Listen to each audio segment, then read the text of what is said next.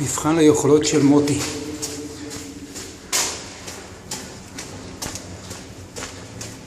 אנחנו עוברים כרגע מתחת לכביש 6.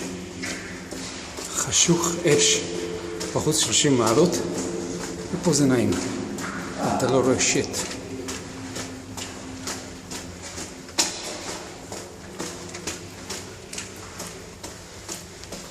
כן, זה מקום לצוללנים אומרים.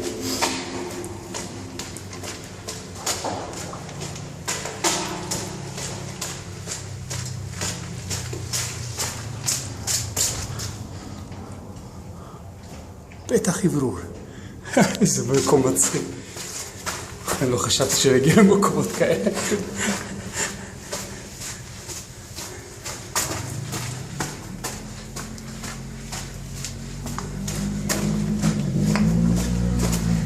כדאי לשקוט פנס אחד לפחות לקבוצה תמיד עלינו.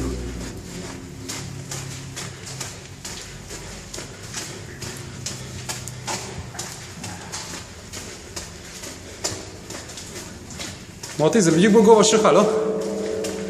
כן. והנה, יצאנו אל האור. מוטקה, תגיד שלום לוידאו. אז את הוידאו של כל הזה?